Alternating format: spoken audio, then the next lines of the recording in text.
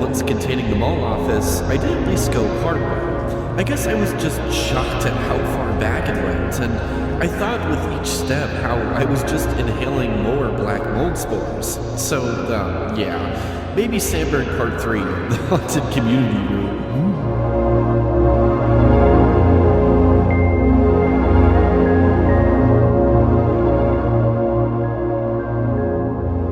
What's up, you guys? Welcome back to Dead Malls, your one home for the spookiest, most thorough, and life-endangering mall tours to your host on the web.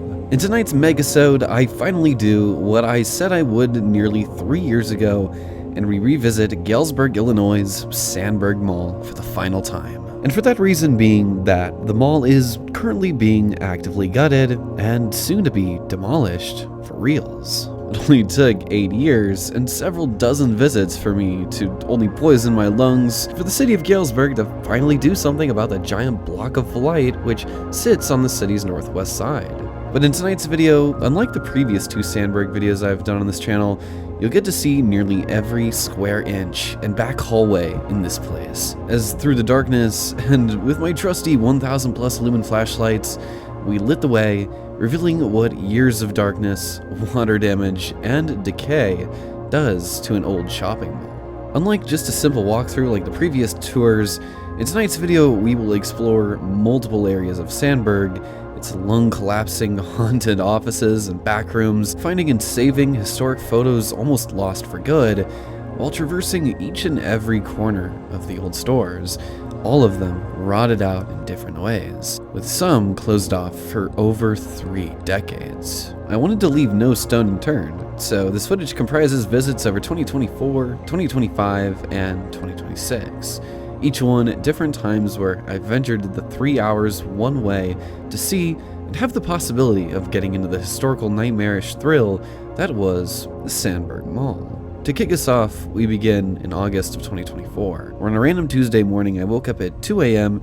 and unable to go back to sleep, I started thinking of Sandburg, just how easy it was to get into it at night, and how much more I wanted to see, film, and explore since I had made my last episode on it. I tossed and turned on it until eventually I just said fuck it and drove to Western Illinois before the rest of the world had awoken. Granted, I didn't arrive to the mall until after the sun had risen, yet gaining entry was still very easy. My golden phrase over the years for Sandburg was, "There's always a way into Sandburg." Ducking between trees and abandoned service doors, I almost ran into the mother of all spiders here.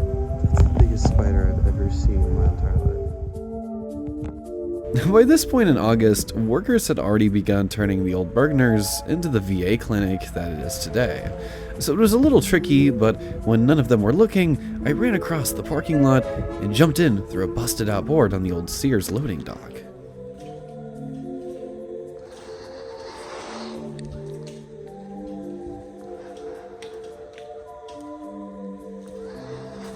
The reason why I sound like an off-brand Darth Vader is because I have this giant breathing apparatus on my face. And I'll take it off when I actually get into the mall, which probably wasn't the safest for my lungs, but I didn't want to have to sound like I was literally struggling for air the whole time, which I wasn't. This mold mask just accentuates everything. Also, before we begin, shout out to Dreamcast9999 for correctly guessing the next mall. If you'd like to have your chance of being shouted out into the next episode, stick around for the next challenge.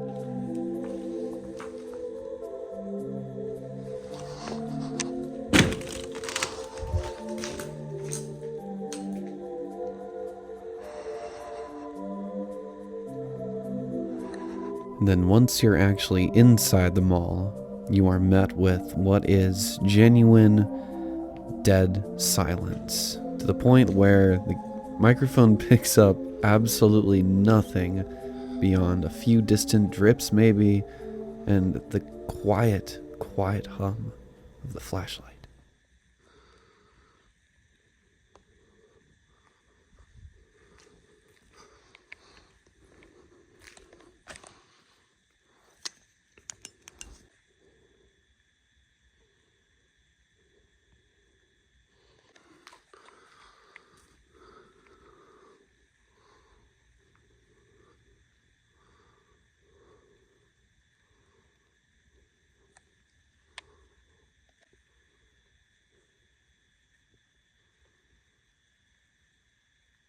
With the floor so littered with shit from all over the mall, broken glass, moldy, mushed ceiling tiles, trash and garbage, random items from everywhere, I kind of had to hug certain areas of the halls, avoiding giant fields of broken glass just to make myself a little more undetectable. Following these old tile accents here along the old terrazzo floor, we come to the mall's former Suncoast Musicland store combo. An interior I had always wanted to explore just a bit further since my last visit to this place, and as you can see when we're walking in here, out of the rest of the mall, this place is in relatively really good shape. I mean, you have a lot of the fixtures here which are still hung in the ceilings, and the neons are up there, and everything just, I mean, aside from a bit of graffiti and a little bit of decay, it all looks really good.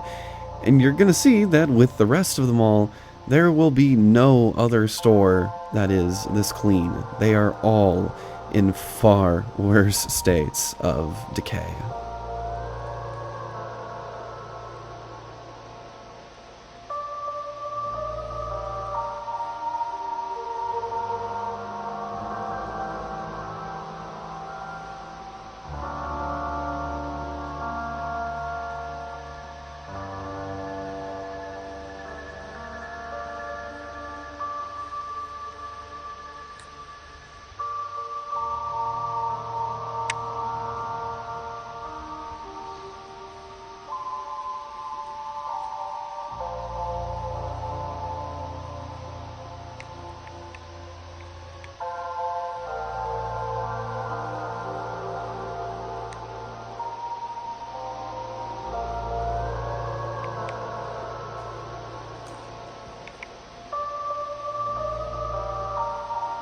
After having gone back from the recently released Backrooms movie in theaters, I was left with all sorts of feelings. First of all, no spoilers, but I absolutely loved it. I just wish we could have gone a bit more at the end, but with the movie's insane success, here's hoping a sequel with answers is on the way. While watching the movie, I was reminded so much of past experiences I have had myself while walking these dead and abandoned malls. Malls that sometimes in a very similar vein to the Backrooms, feeling like these fragmented, misremembered places. And as you go further down into the complex, escape places like the dingy yellow front rooms, you might come across dark hellscapes like Sandburg. Extremely forgotten memories that the complex fails to interpret, so instead we're left with this rotted mess of a failed reality. I mean, somewhere in some timeline, most certainly the past, but maybe even happening now in some abstract universe, all of these moldy rooms are still lit, still open stores, filled with happy people. Unfortunately, I fell through the wrong null zone.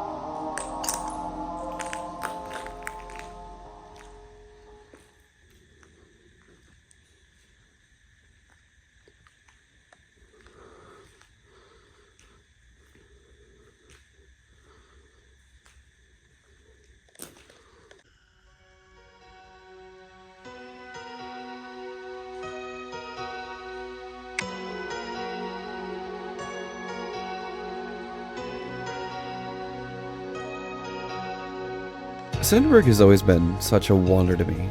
Not only wandering its halls over the years, but also wondering what happened to it. Why did such a once prestigious mall in eastern Illinois fall into such a bizarre state of dilapidation? How could this happen?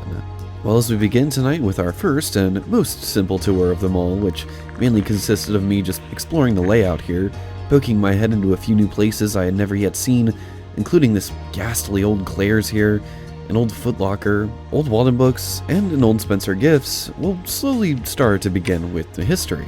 Worried that I might be skipping over an area or store that you want to see more in detail or in depth? Well, not to fret, as we will come back to see a lot of these places and back hallways later on in subsequent visits. Like I said, I wanted to leave no stone unturned, which usually meant that I would leave and then a few months later look back on the footage, see some room or store that I missed, and then drive all the way back out here just so I could say that I 100%ed it. Like this ancient and infected looking Claire's caught in the grip of an outbreak of fungal mold spreading everywhere. The entire mall is sick with it. Every corridor, every storefront, every corner feels contaminated and in different ways, as you'll see. The atmosphere was always heavy in here, damp and sickly, like the whole mall was slowly being eaten from the inside out by the infection. There were so many times where I would take my mask off because it felt somewhat safe to breathe, and I would get a whiff of that moldy, rank air, and the mask would go right back on. Also, yeah, as you can obviously see here, there was a really bad amount of ceiling tile mush here. Like Jamestown levels of bad. For those whom don't know, ceiling tile mush is almost like a sludge that sticks to your shoes and ruins them if you're not careful.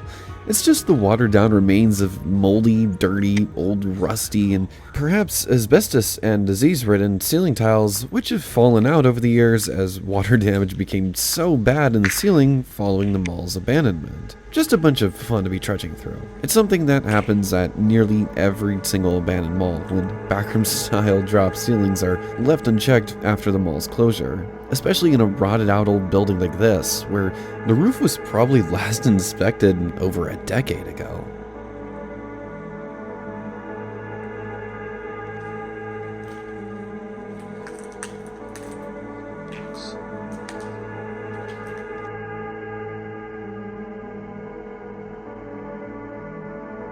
One of the main stops I was most eager to make during this visit was to this old Spencer Gifts, which I had confirmed to me with my last video after I guessed it based off the look and the colors. Then got even more confirmation when someone literally ripped the board off of the back of the door to it, revealing a Spencer Gifts label. I was searching everywhere in here for anything that could have hinted to their 70s or 80s style label. However, they must have stripped it out pretty well because, aside from some old racks and shelves, there wasn't really much left behind here. But it was just wild to explore what was left because I knew back then, and even now, in its abandoned state, you could still just tell it was an old school Spencer's. Where else are you going to see pink ceiling tiles? It's so incredibly 70s. Another discovery I make in a later visit is that behind the drywall, I believe lies the original entryway with the logo still up. You'll see what I mean later on, but for now, I'll let you enjoy the Spencer Gifts exploration, which I just couldn't get enough of. The striped designs, the pink everything, the fact that you could still kind of see that pink shag carpet beneath all of the mush and sludge. Oh, this place was a freaking wonder.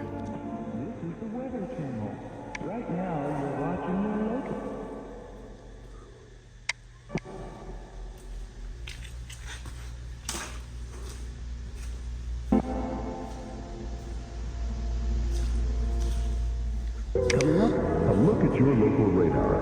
But first, the current local conditions.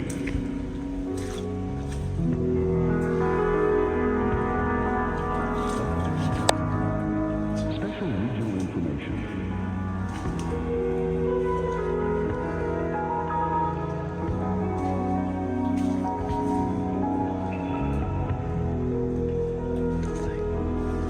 Regional forecast.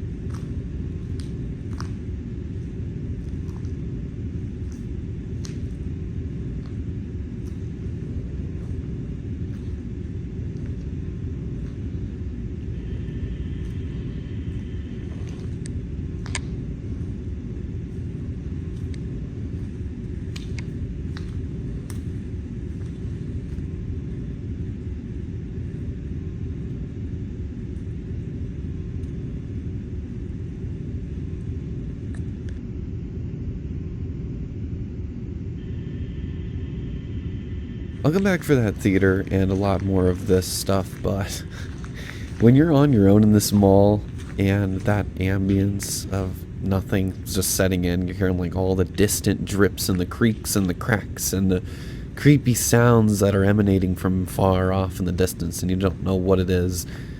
All kind of gets to you, and you just kind of get this feeling like, okay, I'd like to get what I need to get out of here. Especially when your flashlight starts to flicker and you are left in nothing but complete pitch blackness, and then other thoughts hit you like, what if that one little board that I jumped in through gets sealed up by those construction workers that are actively outside? Thoughts like that, and then you start to just want to book it out of here.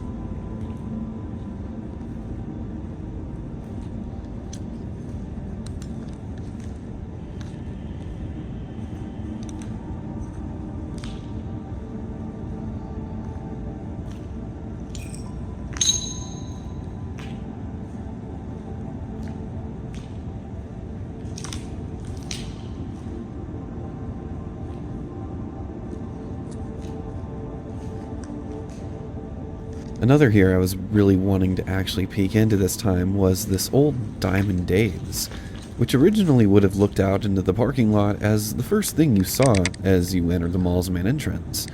With its wondrous neons welcoming travelers and friendly signage greeting all who decided to dine, nowadays all it holds is the same ceiling tile mush problem and a monopoly on the city's plastic buckets. I mean, seriously, near the end of this place's lifetime, there has to have been some substantial chunk of income just going into plastic buckets and catching all of the leaky water.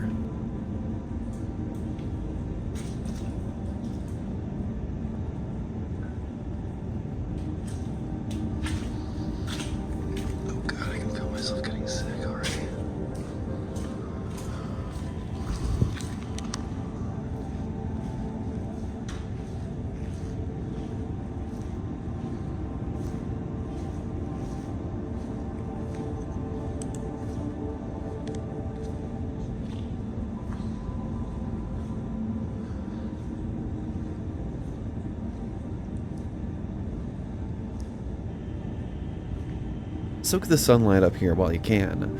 This beautiful sunrise was so rare here because, like the deepest depths of the Mariana Trench, sunlight does not reach most of Sandburg, bathing all of it in a permanent dark abyss. But like the ocean's sunlight zone, areas such as this entryway have just a few windows that look out into the real world. A few portals that can momentarily capture the true beauty right outside. And perhaps if more of the mall was naturally lit up like this, with its dankness, maybe more of it would be an artificial greenhouse like this entryway, which was one of the most surreal things I had ever seen in a mall up until that point.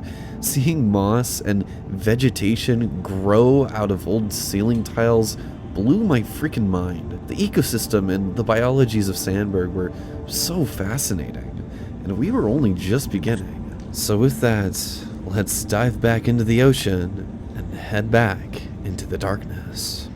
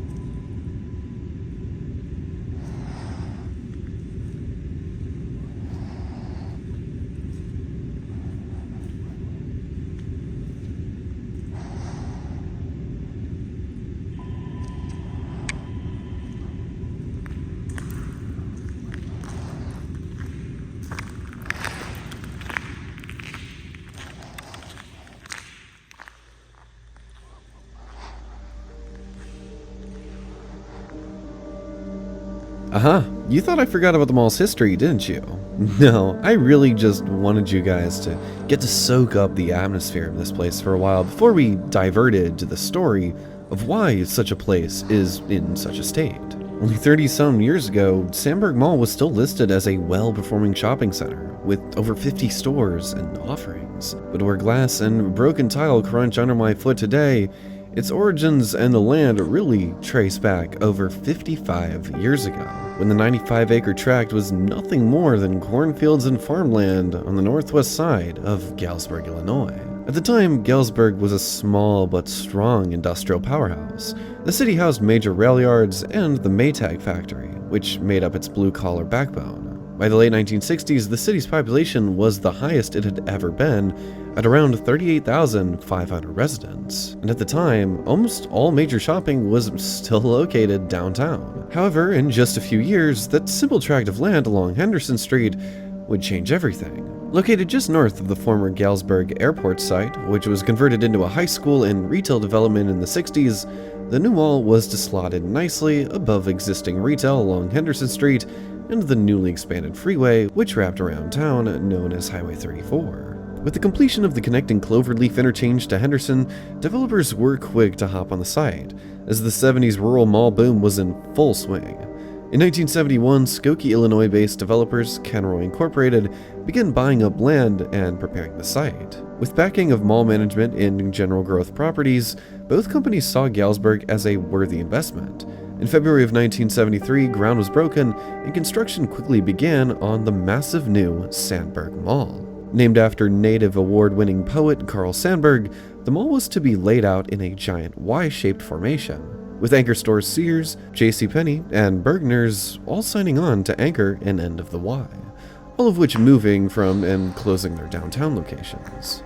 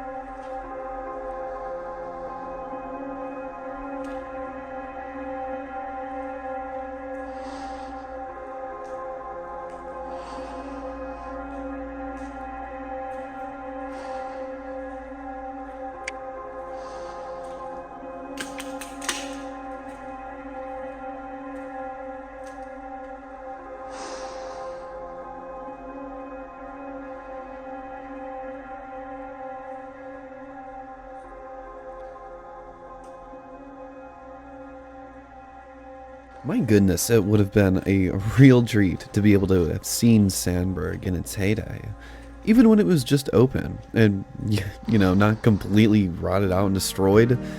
Gosh, even seeing that old fake Bergner skylight lit up would have been so cool.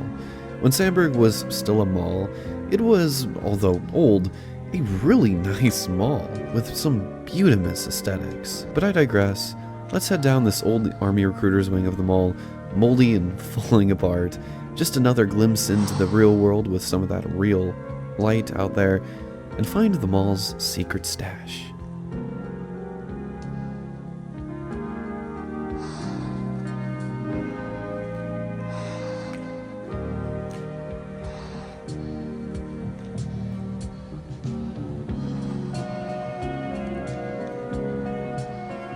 I wonder if this space down here was ever a storefront in the mall's lifetime. Like maybe something long ago that closed and was turned into a storage space? Or perhaps this empty room has been here since the mall first opened.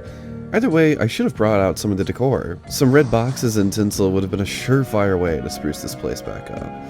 I hope you're able to pick up on my sarcasm, as I'm laying on pretty thick. There's no way to be able to fix this place up. One thing I love here is this no personal pictures sign. This was definitely in the age before dead mall videos were a thing and people were still just taking pictures of dead malls and posting them on forums. But I think it's kind of funny how even some of those remnants from the mall's final days are still left behind, when it was a very depressing husk of a place to even be in its open state. Also, we will go down there a little more, explore what's on the right side and those old army recruiter offices later on in a subsequent visit, but I was starting to get really creeped out by this place, and I still had one monumental task ahead of me.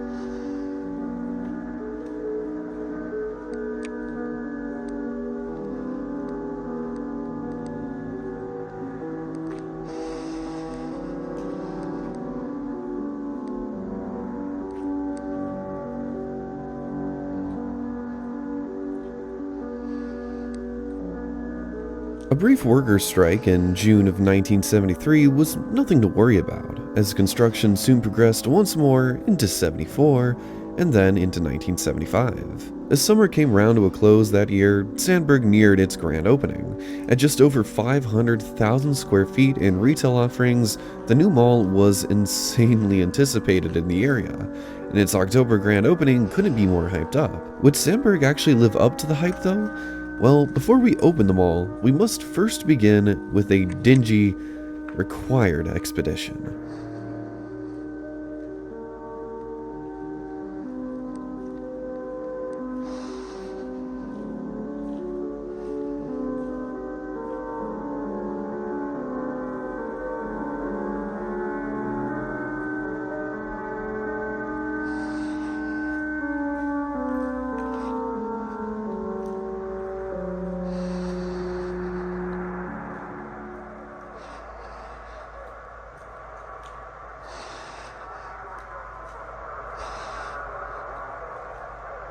Yes, unfortunately, I promised myself one day that out of all of the things I had to do and see and explore at Sandburg, going down this nightmare chasm of a hallway was one of them. Why would I torture myself with such horrors?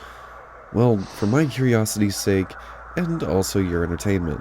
Plus, in these old abandoned malls, I just can't help myself and have to see what old archives and photos might be left behind. Unfortunately, almost everything here was completely waterlogged, moldy, destroyed. So while I finagle around mold poisoning and rusty dangling bits from the ceiling, while also wrestling with hearing stuff all around me that may or may not have been in my head, watch on, as this is just the beginning of horrors that go deeper and deeper.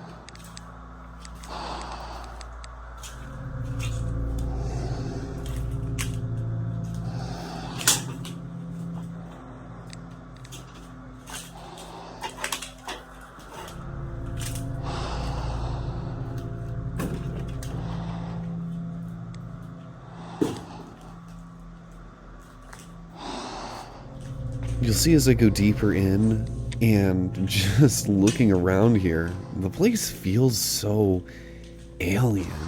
I don't know, something just does not feel right when you're walking around here. I mean, it's just dark and spooky, but something about all of the weird stuff you see on the ground, all the mished up crap, how everything has been completely trashed, just feels so off and foreign. I was so unnerved, especially heading into the complex maze of mold-covered backrooms that was management.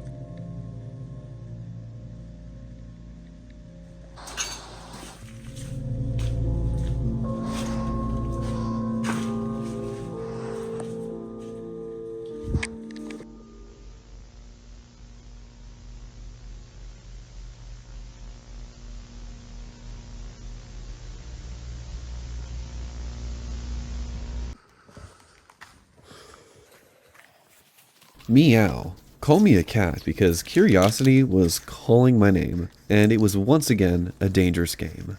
This footage is sped up here just because we've already seen the series before, and we'll get lost in it again in the future, so I didn't want it to seem redundant, and I also thought it was just a little humorous of me speed walking through it, but this expedition here, this found footage, the first major time jump, was to mainly recatalog certain parts of the mall with my new floodlight, and see some places I had missed out before, like this chilling old McDonald's.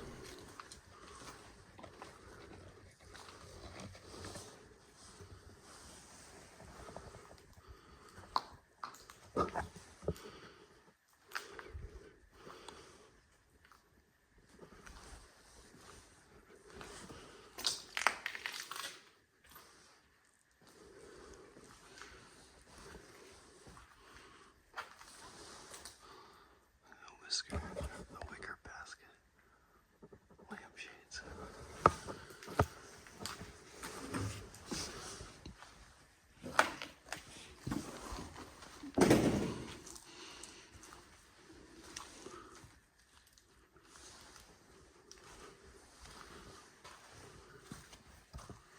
Holy cow.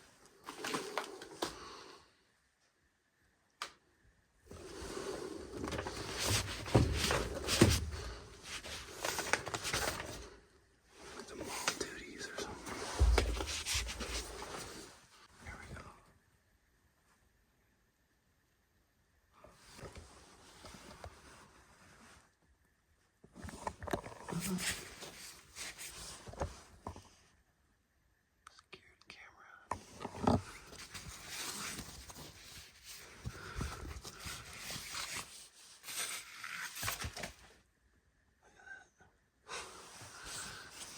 Interesting.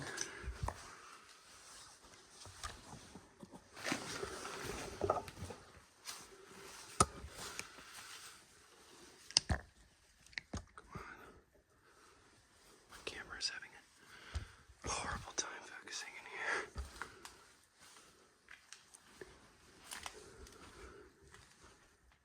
This is... Oh my god. Maintenance office.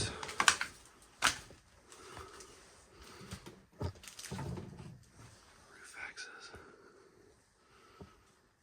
Pretty much everything in here has been destroyed already.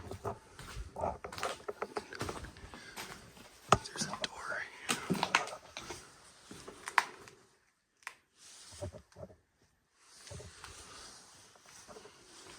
Try not to get tetanus right now. I think this is the community room. They had a big divider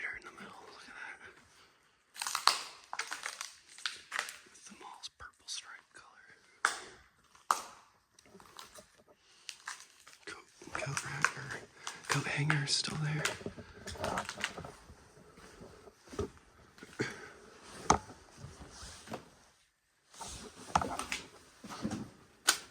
This is the management office. Oh my gosh. I can't be near long at the mold. The mold is really bad.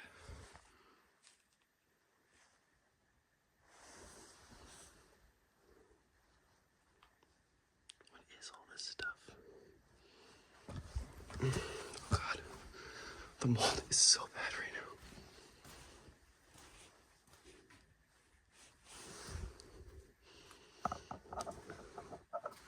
Holy shit.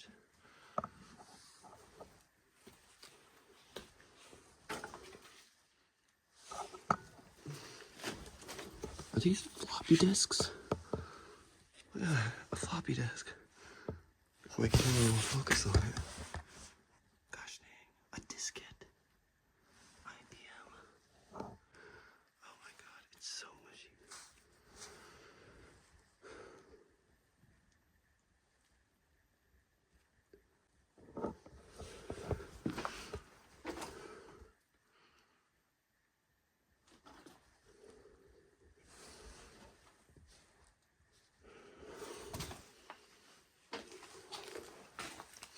I'm like looking at everything and seeing if there's like anything worth taking, like photos or anything.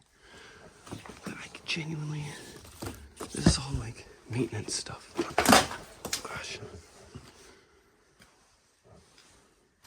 There's so much stuff left in here. What the hell?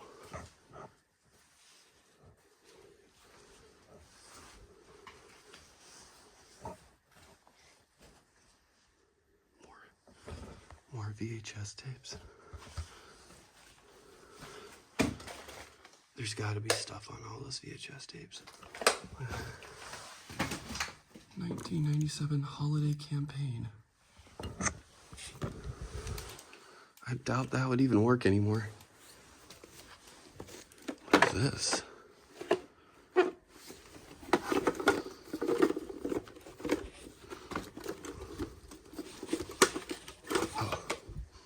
More floppy disks.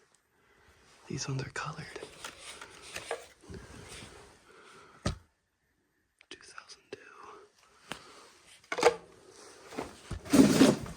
Guys, I feel very vulnerable. Let's see if there's anything else in here. Polaroid. Rather decayed Polaroid of, what is that? Maybe some birds nesting in a vent in the cabinet or in the drawer. Oh my gosh. It's so squelchy in here, it's disgusting. Sorry, I'm not moving a whole lot, you guys. I'm kind of just like, I'm like looking at every single thing I see. I want to make sure I don't miss anything. This could be one of the last times I'm in this mall. Oh my God.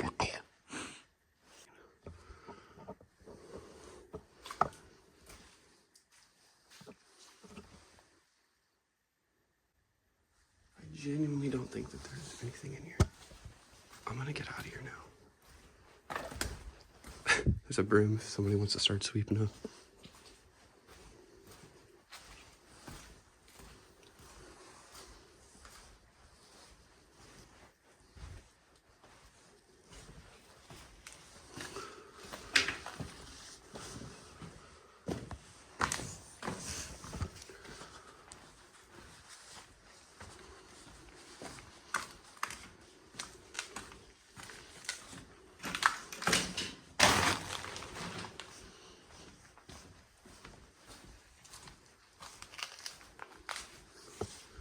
What's down here? I am sort of curious. Oh, that's terrifying. Holy cow.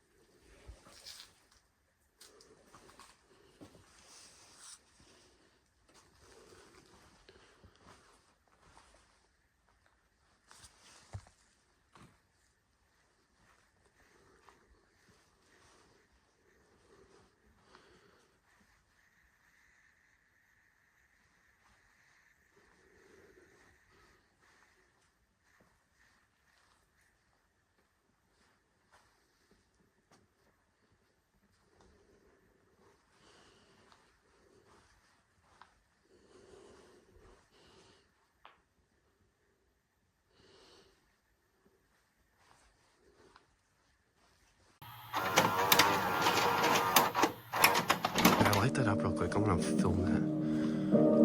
Keep the light on it. That is so crazy. In this next major time skip after found footage, we jump ahead just a month later to a trip where me and Parker from Slacking Packing were visiting Sandburg on our way down south to Alabama. And on this visit, on our way to the management offices, we actually find some archives that weren't completely destroyed. Stick around for that. Being dripped on.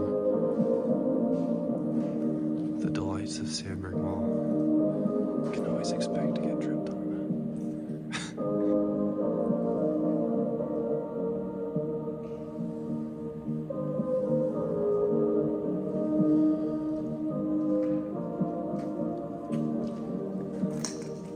There's a Kmart.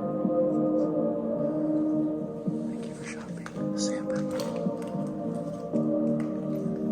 This would have been the mall's 90s logo after the Kmart edition. Here's the original Aladdin's Castle entry hallway.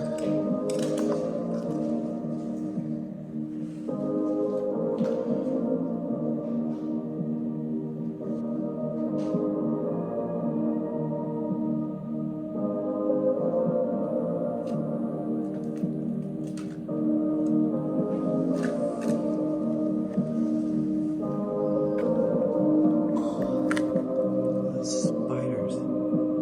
Yeah.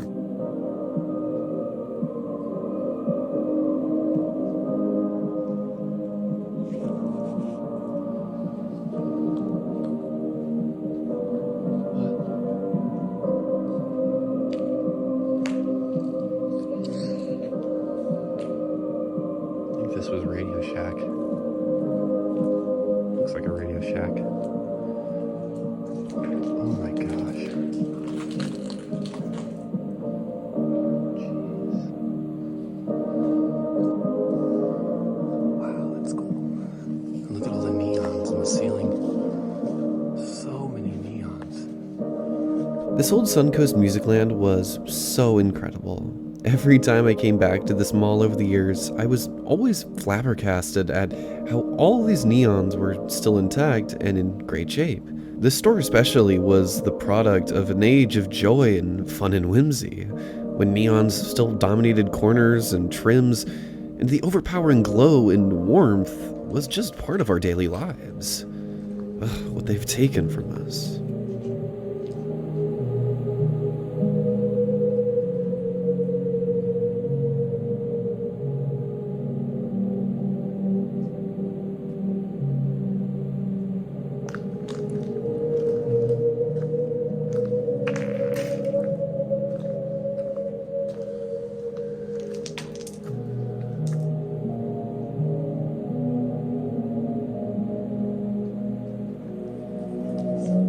Yeah, maybe. Kind of looks like a palace. Oh, there's a mouse. Look. Oh my gosh. That's funny. Wildlife in the abandoned malls. Sandburg is such an old mall that there are genuinely so many storefronts in here and so many stores down in this old Sears wing especially that I just don't know what they were. Like this old blue one here, which I've always kind of wanted to look into and I've always wondered what it is. But I don't know. They are perhaps chain brands that were way before my time. So let me know down below if you know what any of these unidentifiable ones were. This old McDonald's though, we were going to explore every bit of this. Look at that original tile. That is so cool. My first time ever like fully appreciating it. It kind of looks pale on camera, but in real life it's very vibrant. Wow, look at all of this.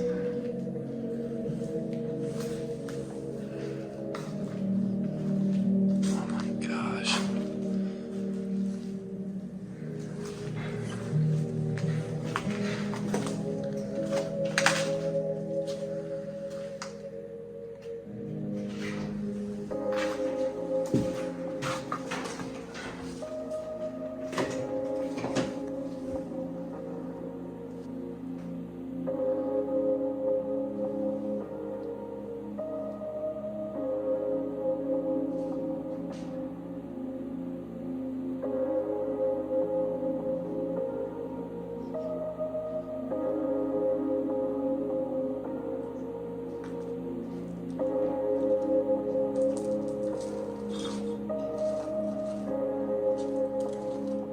Although a lot of the ink has been bleached out or peeled off over the years of festering in the dingy, waterlogged backrooms, some of the photos from the 90s, which I'll include throughout this video, and more specifically in a slideshow at the end, managed to make it out, surviving for decades in the darkness, only so that I could find them and share their stories again. Stick around for the photo slideshow. But with that, let's head in and do a quick search, finding more of what the decay has to offer us.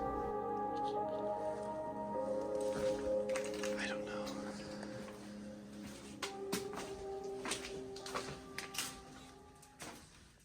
It's coming from in here.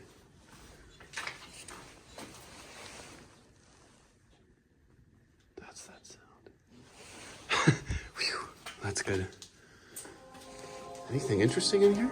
Dude, this mold is taking years off my life. Look at this.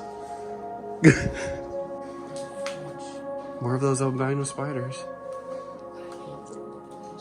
I know, those are my least favorite ones now.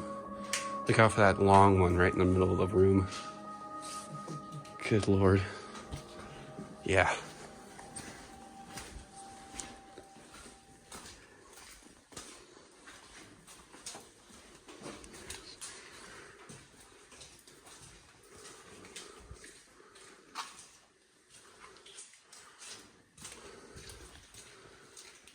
Yeah, I don't like how those things are swinging. The management office is down there on the left.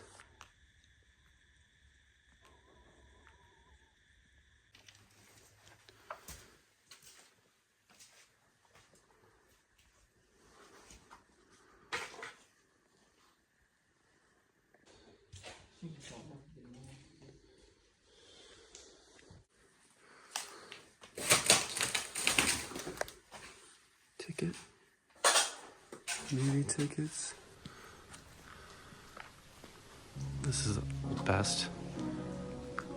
One of the best one-story abandoned center courts I've seen.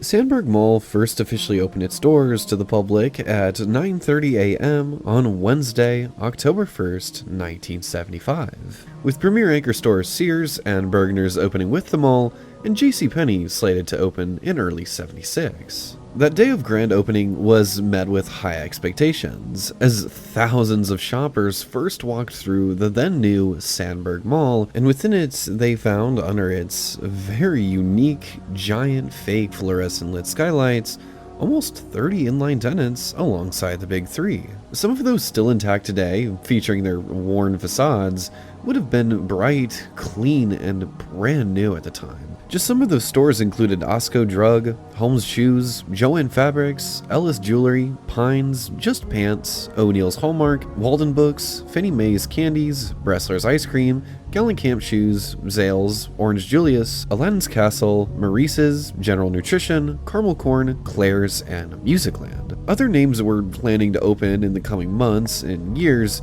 with officials predicting that the mall would become a dominant regional hub by 1980. With flashy neon-lit displays and colorful storefronts dotting the mall's aisles, kids ran along the brick tile pathways, which weaved around the corridors in and out of the terrazzo flooring. Brick planters with trees and other foliages helped spruce up the rather empty-looking courts. And very quickly, Sandburg became the new spot in town. Whether you were just walking, shopping, or hanging out in town, it was for quite a time almost all done at Sandburg Mall. Funny enough, the mayor at the time, Robert Cadbean, was very unsupportive of the mall, and seemingly was just unsupportive of a lot of things in Galesburg, but he was just completely absent from showing up to the mall's grand opening, which seems like it would have been a pretty big milestone in a small city. His lacking appearance led to all of these cartoons being made of him, and he sort of became the butt of the joke a lot going forward with his tenure. By the turn of the new year, JCPenney would fully open on January 7th, rounding out the mall's cast of anchors. And new stores to open in subsequent months, further filling up the mall, included Paul Harris, Casual Corner, and Seifert's, among others.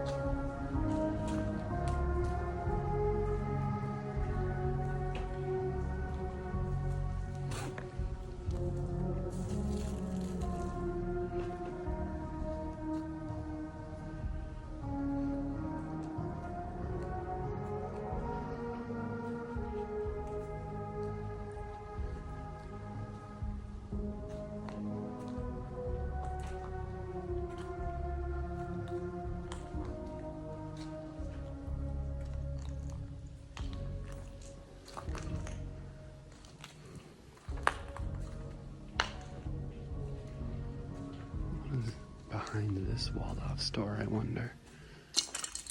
Or what's in behind this wall, I wonder?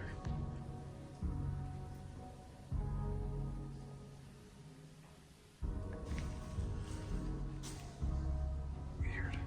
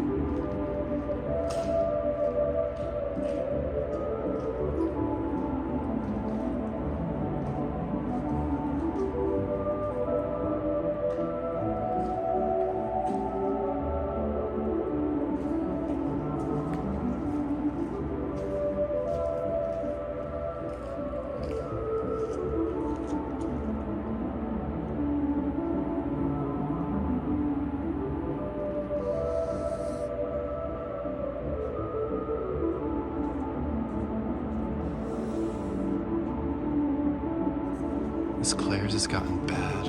Almost all the mirrors are gone. Oh, they're not gone, they're just smudged up. Crazy. Yeah, that is gross.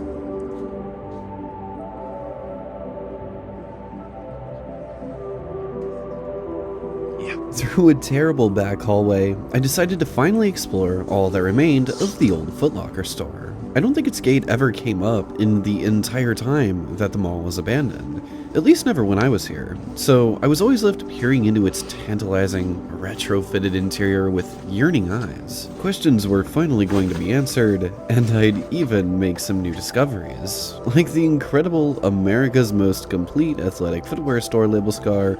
That was the icing on the cake. Also, peering into the abandoned mall from inside of a closed store was oddly troubling, as if I was stuck inside of a rotting, abandoned prison.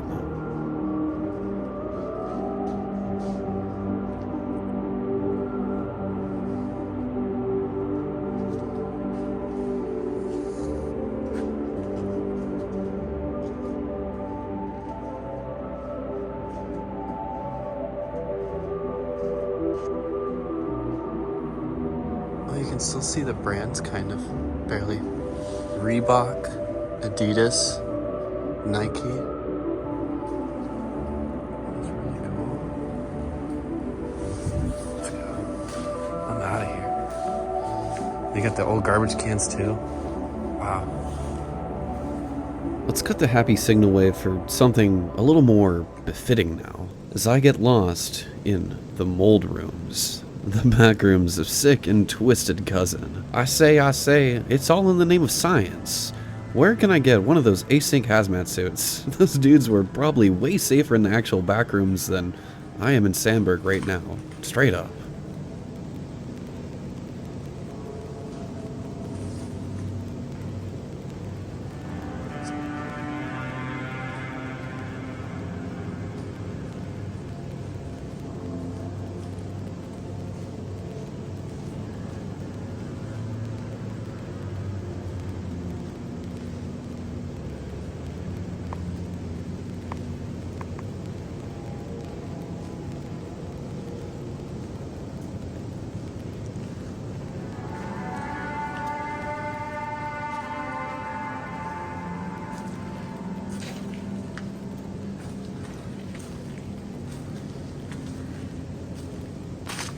This looks like an old Hallmark store.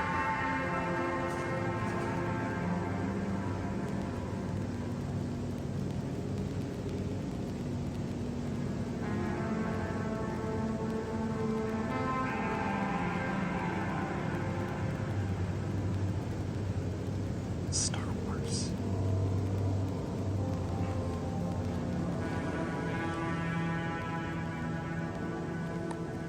That's pretty cool.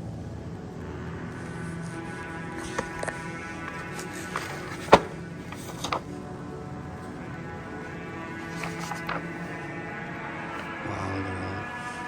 The all-new Ford Pro GT. It's a cool looking car, actually. When did we stop making nice cars, folks?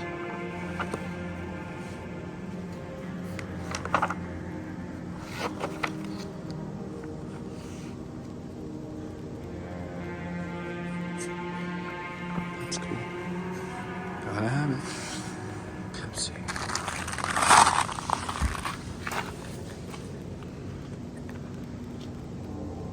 Please save me.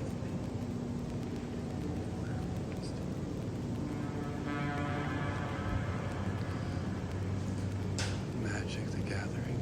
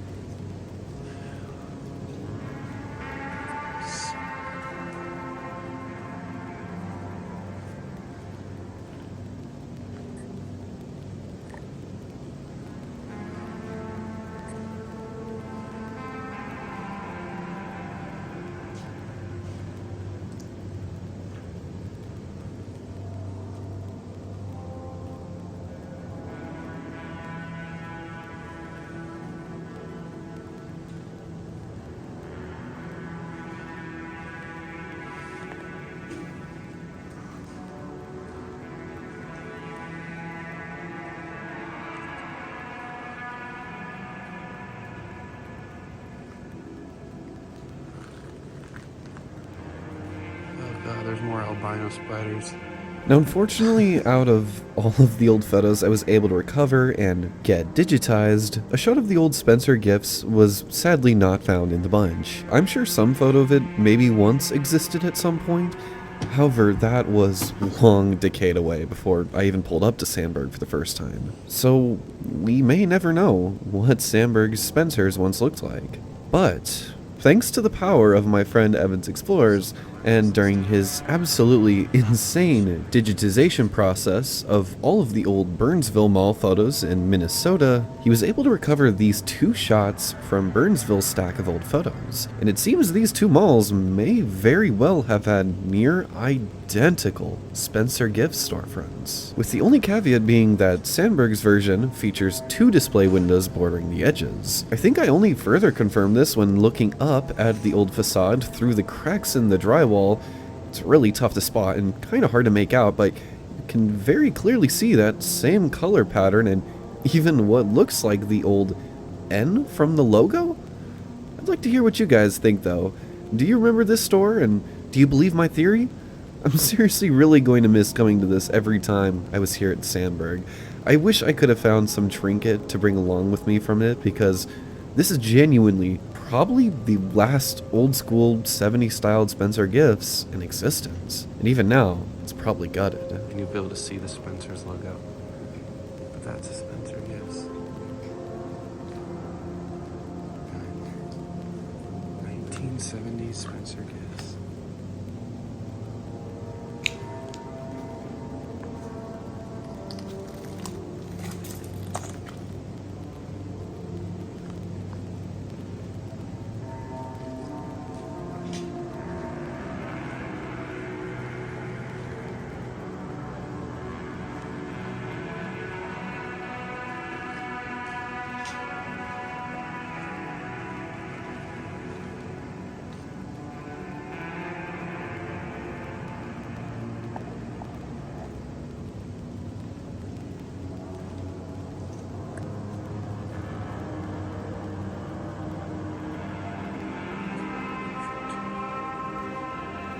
By the early 1980s, Sandburg had indeed become that great attractor, pulling shoppers from areas far beyond Galesburg's limits, just the way that Kenroy was hoping it would. With around 50 stores within its layout, new tenants to have joined the mix by that point included Spencer Gifts, Afterthoughts, Athlete's Foot, Foot Locker, Service Optical, Gordon's Jewelers, and McDonald's. However, the biggest addition yet came in 1982 when Carasode's Circuit Theaters opened a brand new two-screen twin right next to JCPenney, whilst also expanding the Downtown West Theater to 2 screens.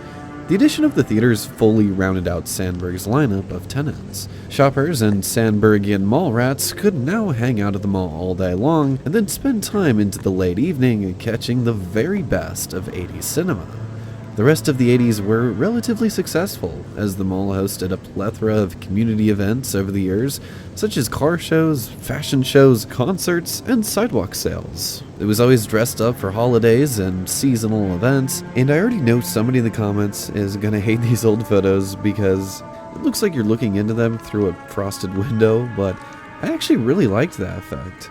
Granted, it would be way better if you could actually see everything in the photos, but it's almost like looking into the memories through the haze and decay of time itself. How the people in the photos have probably forgotten these simple moments, memories that once felt ordinary and nearly completely faded away. In some photos, only the very center of the frame is visible, one specific storefront, as if whoever's in the photo can only remember those very fuzzy, basic details of such a once complex and vibrant memory.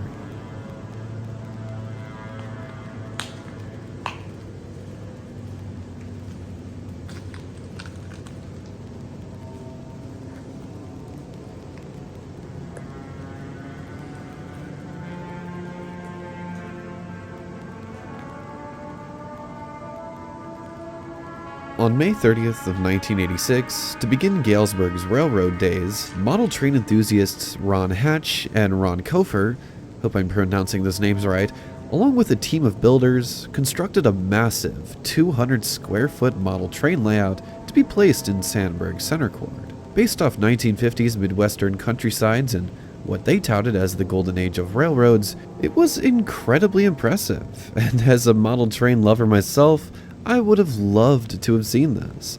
What was initially temporary became such a beloved center court attraction that the mall commissioned it full time. Across its layout, anyone could hop in, controlling switches and different trains around the layout.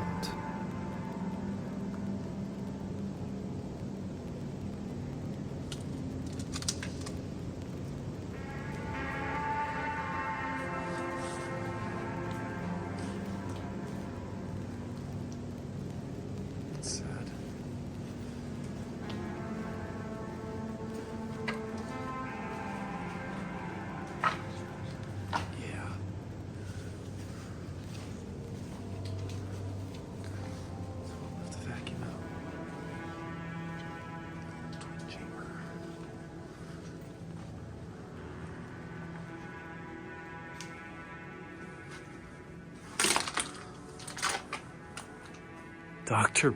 Pop? Bro, what is the Dr. Pop soft drink?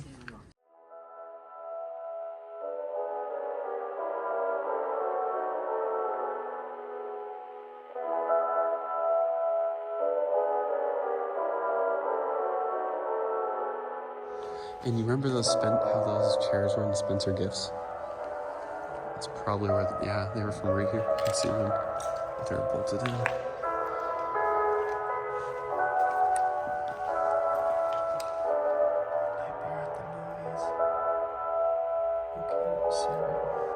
This is a nice movie theater. I bet it was back in its day.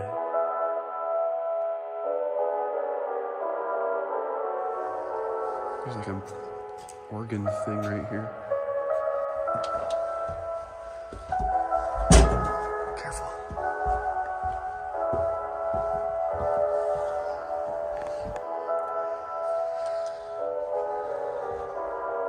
Movie seats. Looks like the roof is open.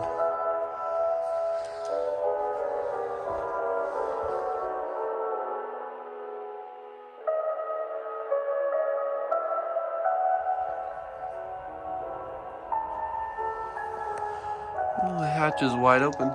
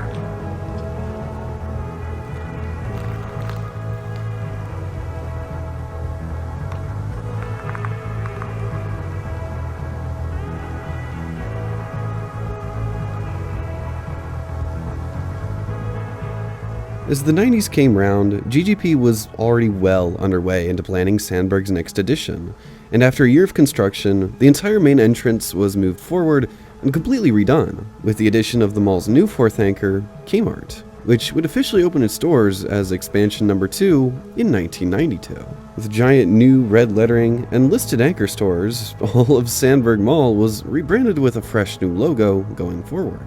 GGP, attempting to bring the old mall forward into the 90s, wrapped it with new green and purple paints, and in the center court, newly colored tiles spiffied up what was once a slightly boring space. New tenants to also join the mix along with Kmart included a newly redone for the 90s Spencer Gifts, as the old one was walled off. A new Diamond Dave's opened their neon-lit eatery right near the main entryway, as well as a new Musicland Suncoast combo store, which was constructed in the Sears wing, with the new store twice the size of the old one, featuring neons galore. The early 90s really was the height of Sandburg's prominence, and it would have been one hell of a time to be alive and a mall rat here. The addition of Kmart brought the mall to over 540,000 square feet of leasable retail space, and a discount store like Kmart perfectly rounded out the mall's lineup of tenants. For a time, it seemed as though Sandburg's future was dead set on golden ages ahead. However, with the close of the decade, retail began shifting away from mall shopping.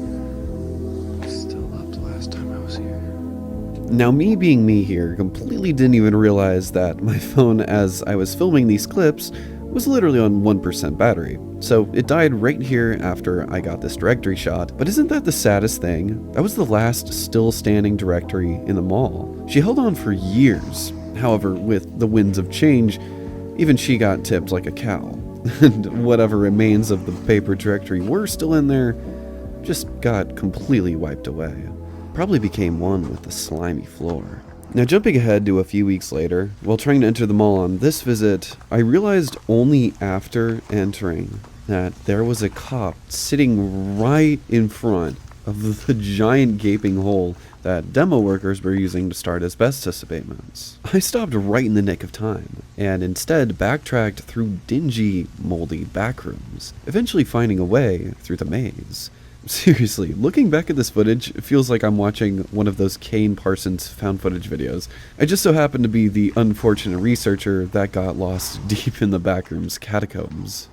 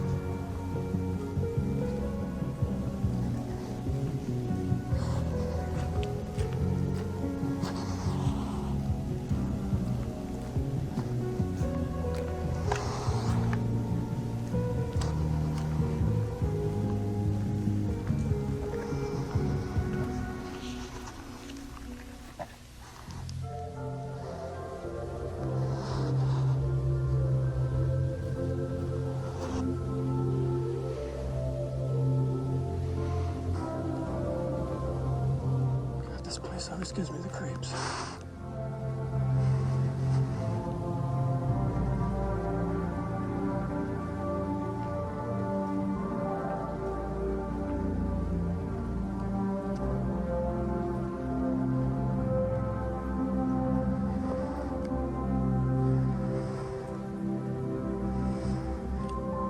Now, the purpose for this visit a few weeks later was to see some of the things that I had missed out on right after my phone died. The insides of the old Holmes shoes and Diamond Dave's, and a bit of the mall guts. Also, these albino spiders, as we kept calling them, these Last of Us type of horrors, are actually literally just dead spider bodies that the mold has sort of taken over and is now just living on. Which is really, really, really gross when I say it out loud and think about it. Ugh, it makes my skin crawl for real. This whole store does, straight up.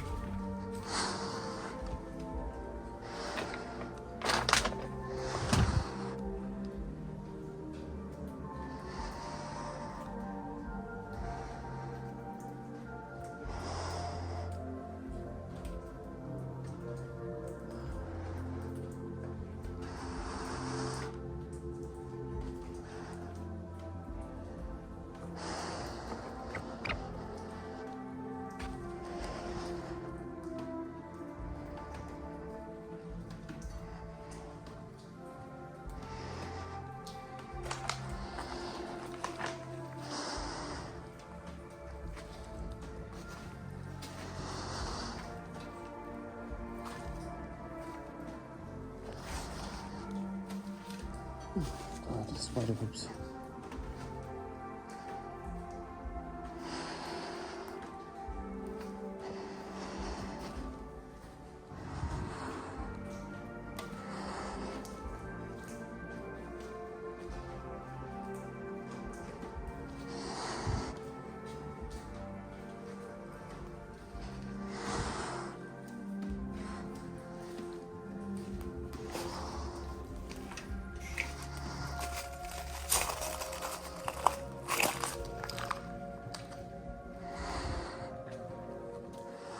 If there is one singular store that really sums up just how bad the decay and damage is here, I feel like this Diamond Dave's is one of the best representatives from the mall.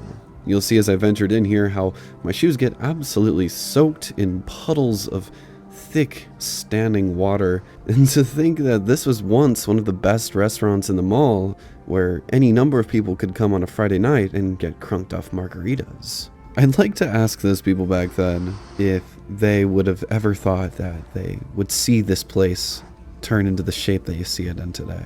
I don't think anyone would have predicted that it would be this bad.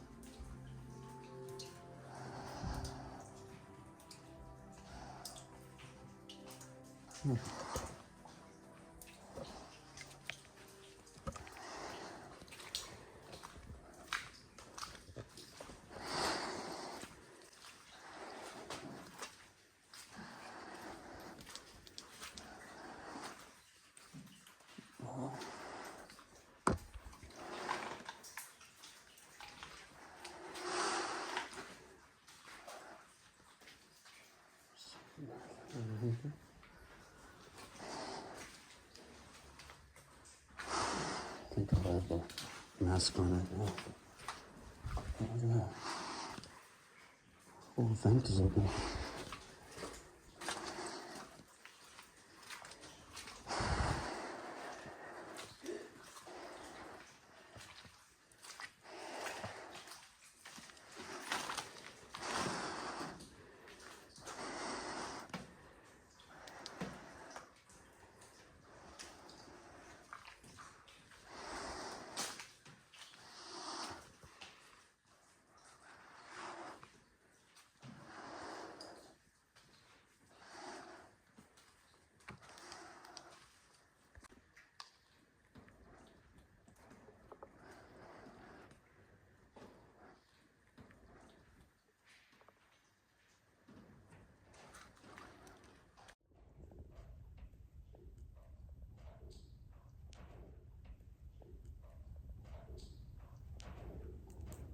Let's get lost in the mold for the 100th time now. Seriously, this entire video took at least 10 years off my lifespan, but it was all worth it, all in the name of documentation. In this little segment here, we'll see the back rooms and old labels for some of the stores mentioned throughout this video. Decrepit now, and all of them long abandoned, some of them for well over 20 years. I think the most striking thing when you're walking through this hallway is just how the mold has caked onto the drywalls so much that you can literally see the supports and 2x4s bleeding through the drywall. That's how you know it's bad, when you can see the mold actually eating through the walls. They couldn't have torn this thing down any sooner.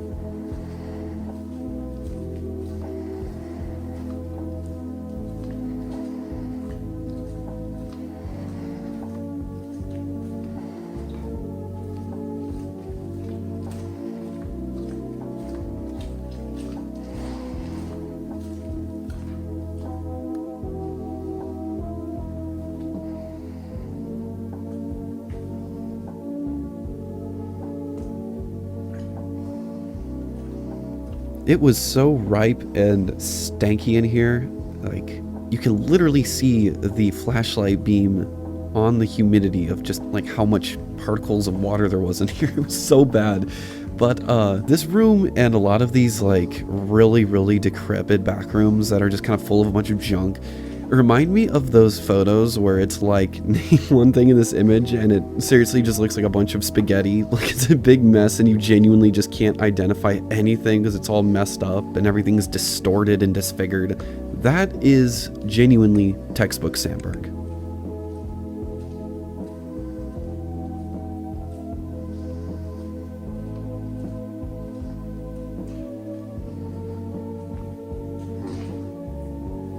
Yes, I can't get the buster from back here. Shoot. Dead end.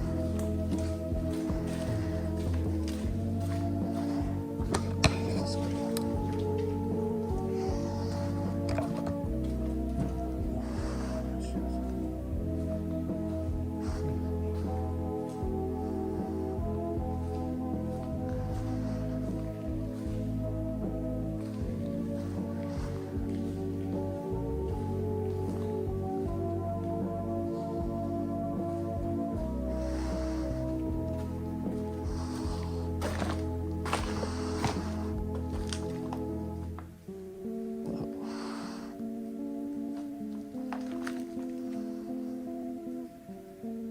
Interesting.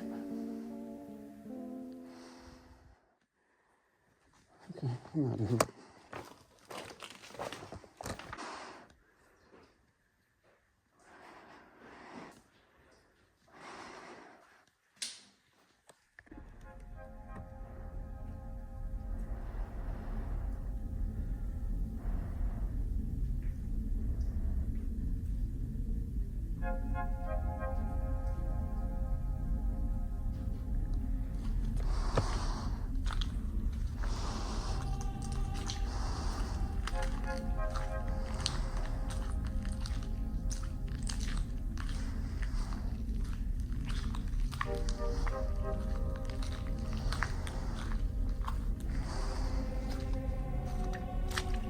I did step through this old Osco drug when I visited this mall for my second video on it.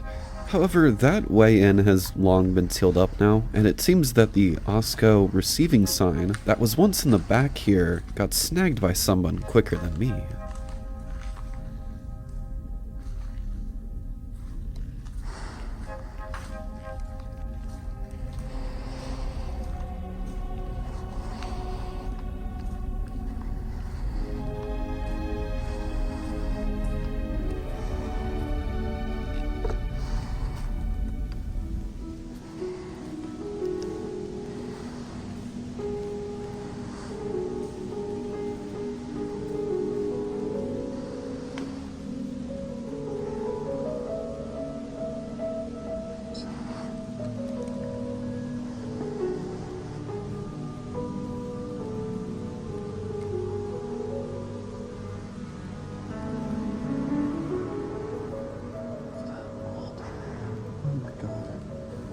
So bad.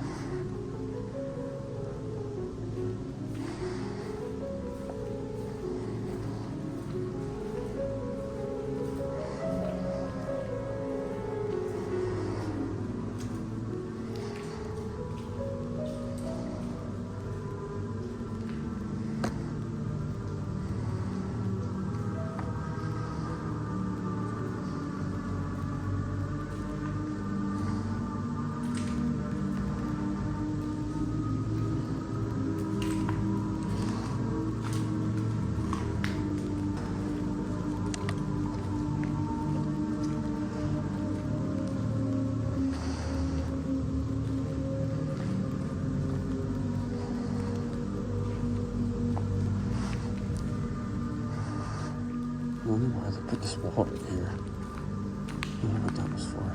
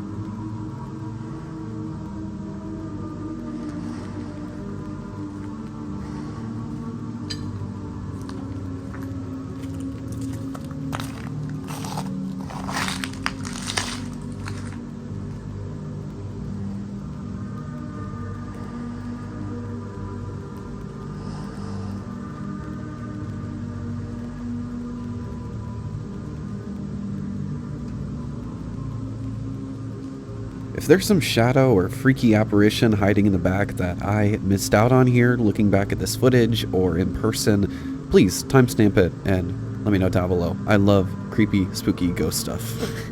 And I'm sure that this mall had some creepy shadows hiding in the darkness here. I mean, anytime you didn't have the flashlight on, as you can see here, this place was just this horrifying dark void, and your eyes are always playing tricks on you. My goodness, without any light at all, you would never catch me at Sandburg Mall.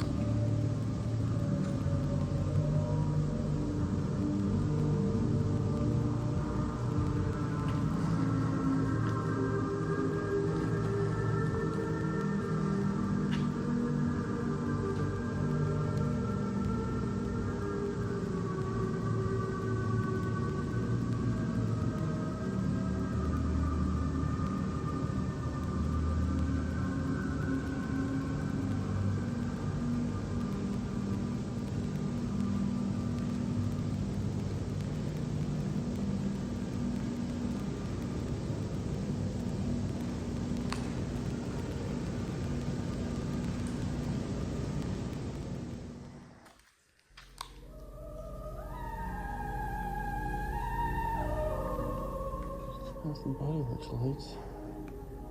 Looks like everything ended up here. I never actually took time to wander back here. I always just sort of saw this as the Christmas decor room, but there was actually quite a bit of treasures to be found back here, and probably a lot more that I'd skimmed over. From those Bath and Body Works lamps to the store sale signs, and even that giant Christopher and Banks logo. What more hides within Sandburg? By the late 90s and early 2000s, Sandburg Mall was already set up for failure. A place whose golden age had come and gone with time and was never coming back.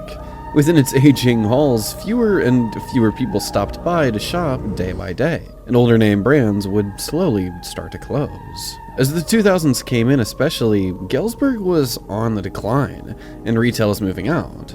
Almost like North Park in Davenport and Northwoods in Peoria continued to do well, small town malls like Sandburg just weren't cut for the new age of retail, a dying age. You had brands like Sbarro, which either didn't get enough daily foot traffic to support a rural Galesburg store, or you had stores like Kenny Shoes and Casual Corner, who were just disappearing with the times. The addition of larger names like Fashion Bug, Stage, and expanded stores helped break up some of the empty footprint and monotony, but even those big names would start to fade. As Kirasote's 20-year lease came due, they decided to shelve both of their existent theaters in town for a new 8-screen megaplex. The 2-screen showed its final movies on December 18th, 2003, and a day later, the new Showplace 8 opened just down the road.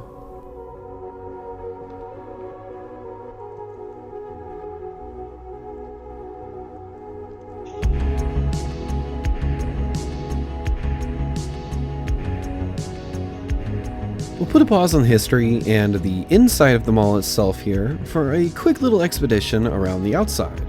The cool graffitis and the Sea of Sears, which for a while became a sweet little landmark, the sinkholes, and just all of the fun abandoned sceneries to see.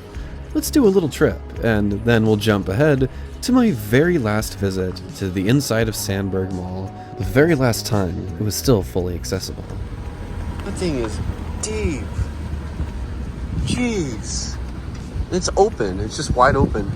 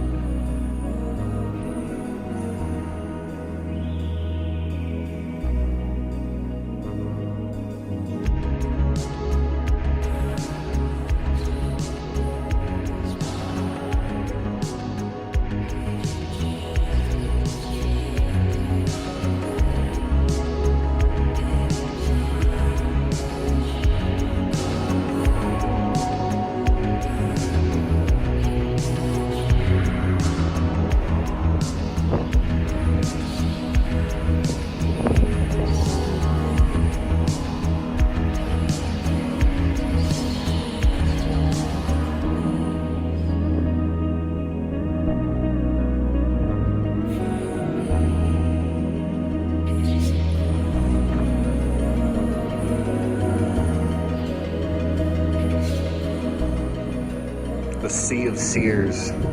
That's what they could call this.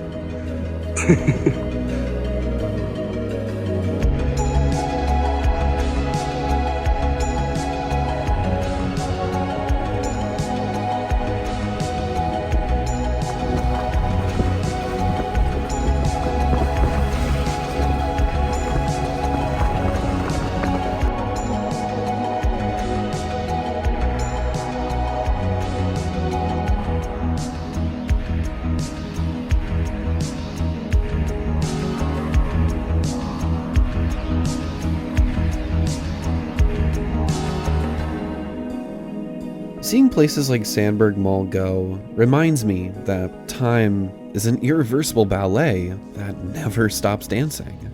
Change, whether we like it or not, is always bound to change our ways and places, our habits and our sanctuaries. Nothing lasts forever. I found myself over the years of coming here becoming a loyal mall rat. A mall rat to a place which refused to accept anyone. What started as a slog of a drive each time became an eagerly anticipated adventure into the depths of the unknowns. I'm really going to miss Sandburg.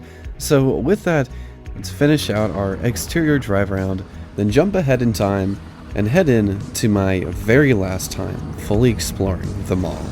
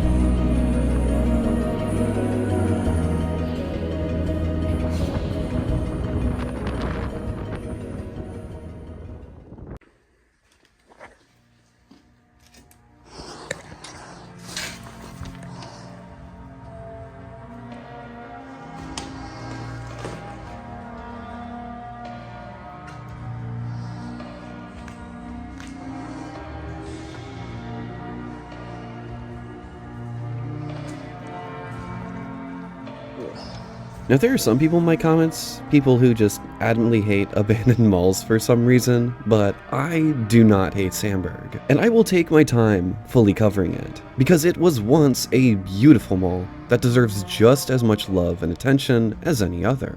Also, being in this entry hallway was literally like being in a cave. Look at these old benches and tell me those aren't stalagmites forming.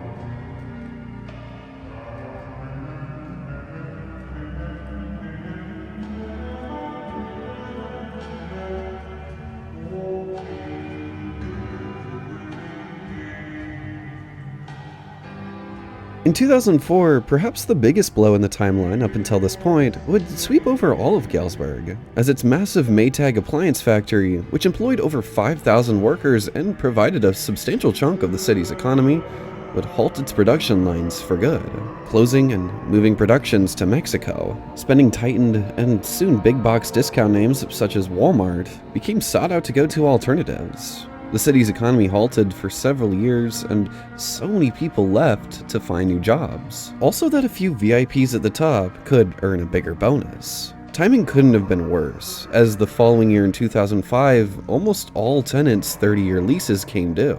And what did so many of them do in this city experiencing such an exodus? Well, they closed, of course. Between 2005 and 2006 alone, Osco Drug, Sbarro, Suncoast Sam Goody, Spencer Gifts, Gordon's Jewelers, Service Optical, Aladdin's Castle, and Maurice's, to name just a few, all left the mall. By then, Sandburg was still managed by GGP. However, ownership had gone from Kenroy by this point to a company called Equity Properties and Development LLC. However, after the onslaught of closures, the mall was foreclosed on in May of 2006. And would go into the hands of its lenders, whom then sold it for $3.35 million on February 15th, 2007 to Kohan Retail Investments, a name that should send chills down the spines of anyone in the know. Kohan's ugly, lackluster ownership was very quick to neglect the mall, and things just got 10 times worse. Somebody destroyed the meth window. It kind of sucks, actually. I thought that was funny graffiti.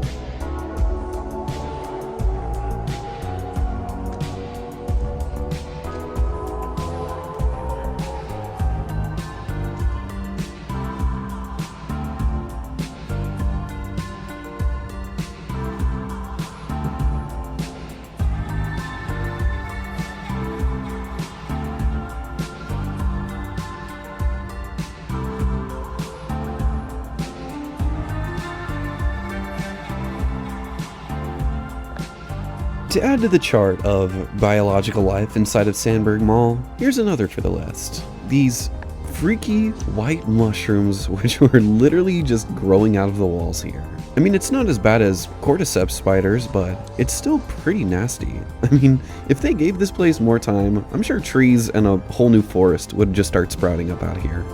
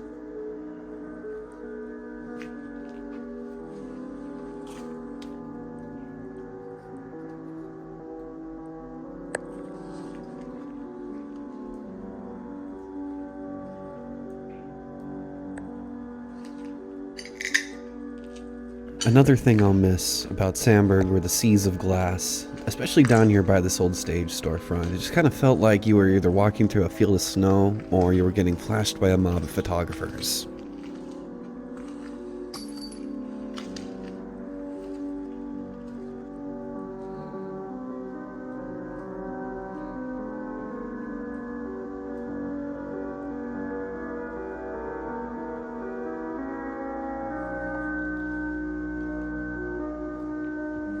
What? We were going to finally explore this Maurice's properly after all these years? Questions were finally going to be answered? What? There was so much 80s decor in this store. It's clear that after it was Maurice's, or after it closed as Maurice's, I guess, it never really became anything else, because this is 1000% still the inside of an old 80s Maurice's. I mean, just look at those angles.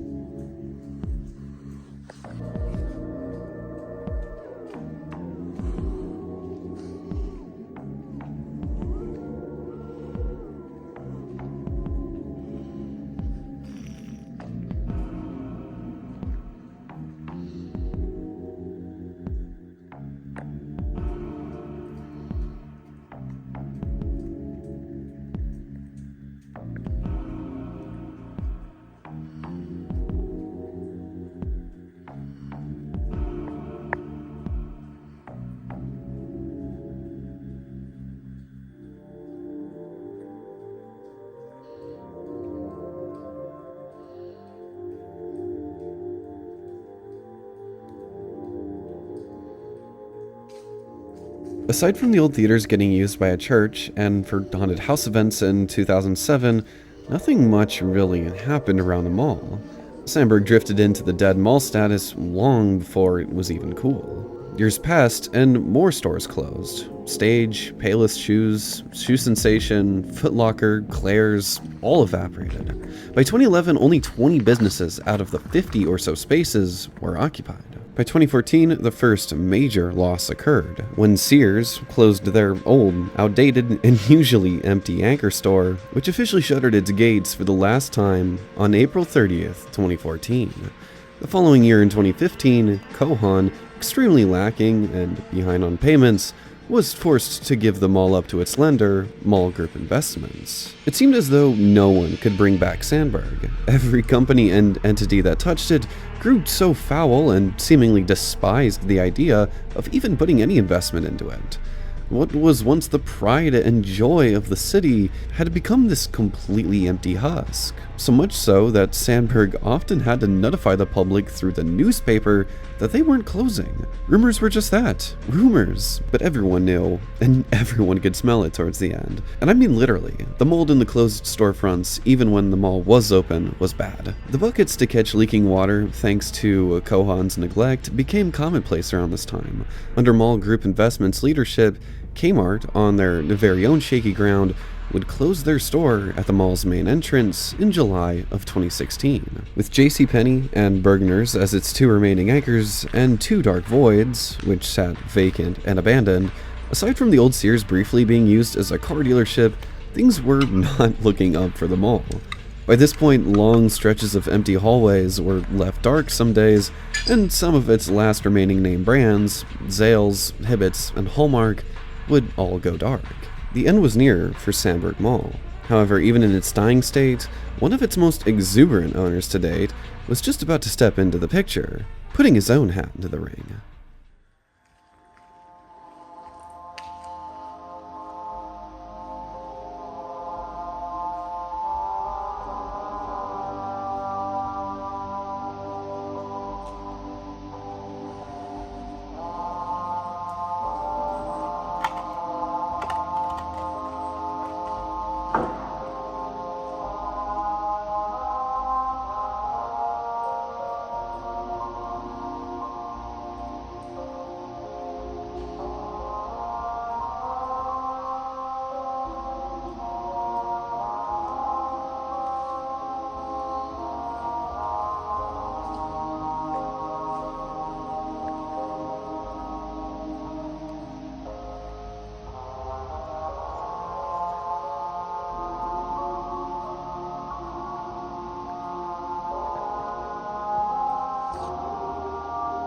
In November of 2016, Texas millionaire G.L. Buck Harris bought the mall for a bargain price of just $690,000. About the same price as a decent family home in the Big 26.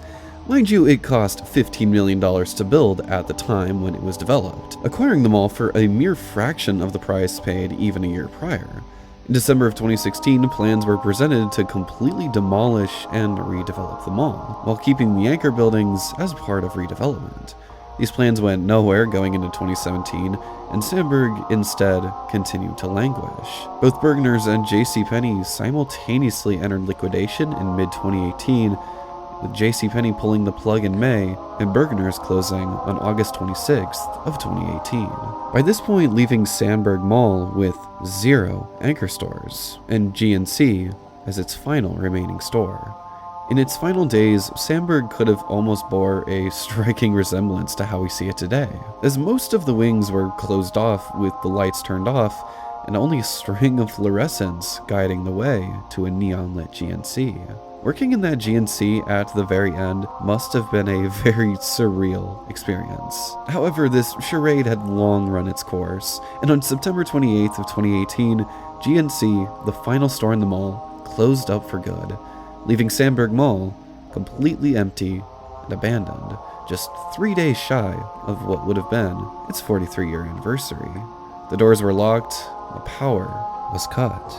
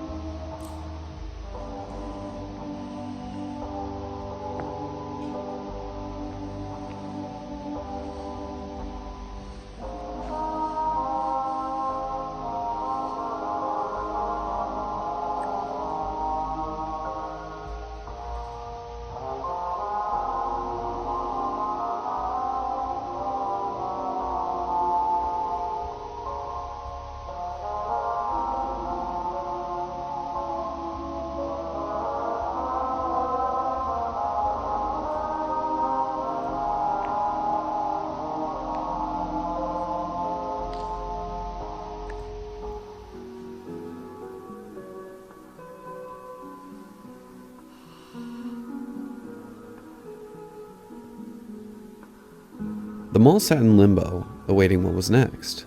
However, the sad truth was that nothing was coming next. It awaited in the darkness, its offices, stores, photos, all diluting, dilapidating under what was a very outdated structure. Water leaks, which were present when the mall was open, took complete control in its abandoned state, breaking massive areas of the drop ceilings up and spreading mold throughout the structure. At the end of 2018, a U-Haul facility opened in the old Kmart, and in 2019, the Galesburg warehouse bargain store opened in the old JCPenney, operating alongside Car-Mart Tire, who took up shop in the old JCPenney Auto Center. A local developer by the name of Keith Vaughn was looking to buy the mall with plans to reopen it all by 2020. He began cleaning up the interior and converting the old Bergners into a convention center. However, plans were halted when the pandemic of 2020 swept across all of the US, and the old Bergners instead, for a time, housed a vaccination clinic.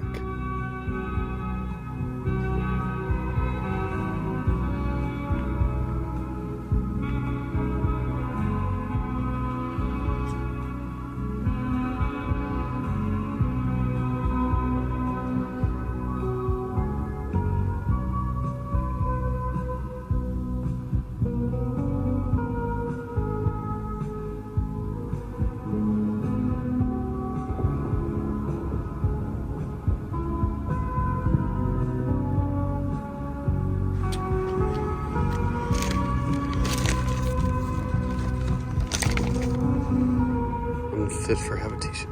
Can't even read the sign anymore. That's how bad it is.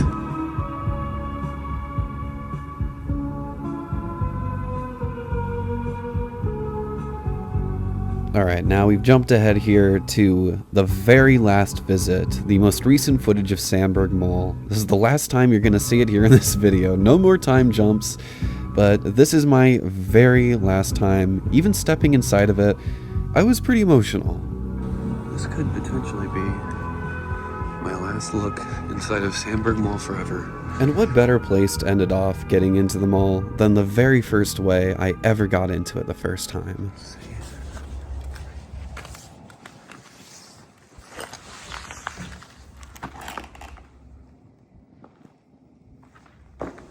To cap out this video, and for the next few minutes of audio, I'm just going to leave you with a bit of the raw ambience of Sandburg at the very end, and if you listen very closely, you can even hear the demo workers in the distance. And they 1000% saw my giant beaming flashlight.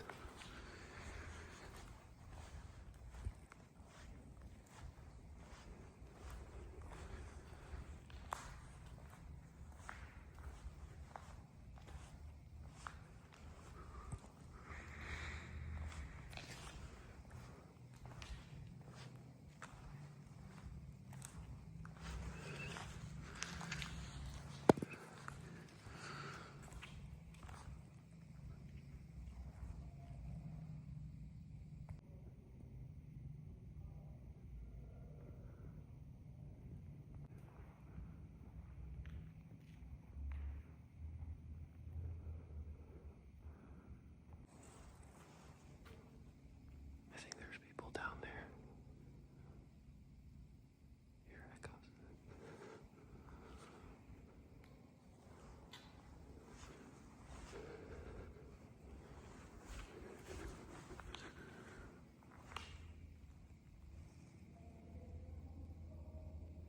Can you hear that?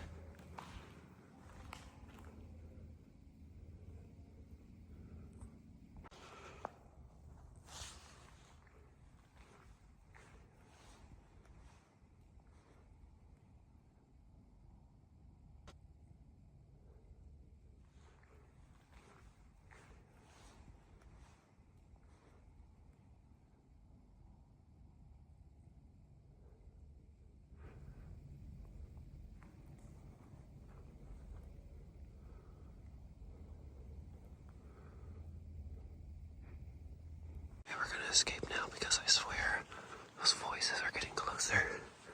I think they sound like light.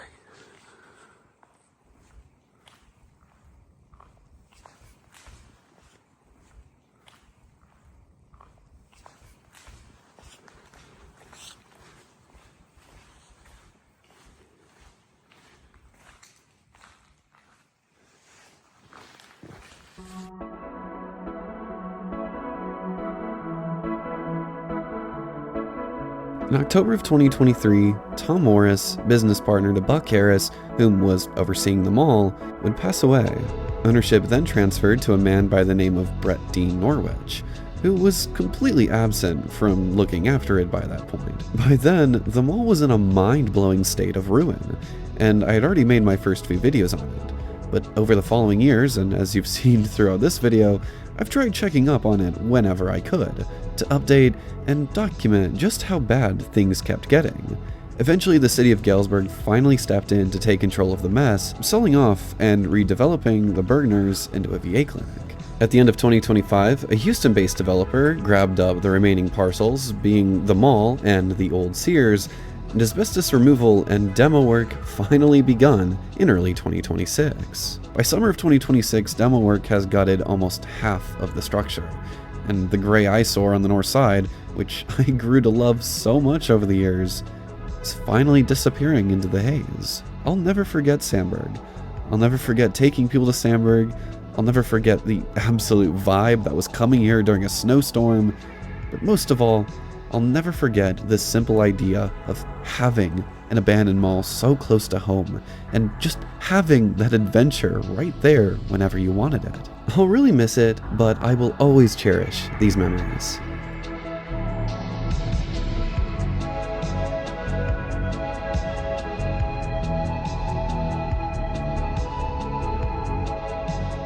But that wraps up Sandburg Mall.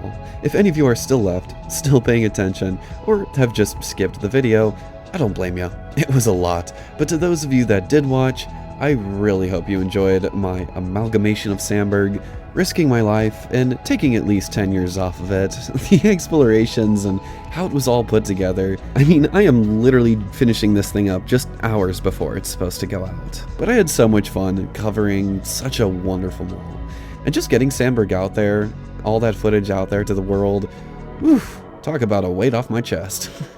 Now as we drive around here one last time, and I get some drone shots, I'll send you off with this Windows 96 banger. Then, at the end of the video, after the screen has gone black, I'll begin the photo slideshow. If you enjoyed tonight's video, consider subscribing so that you don't miss out on future episodes, and if you'd like to support me further, give the Patreon a peek. Anyways, in the next one we'll be back in the south, visiting a grand old Bando mall with a grand old clock as its centerpiece. Guess which mall we'll be at, and I'll shout you out in the next episode. But until then, have yourselves a lovely evening, and peace out you guys. See you later.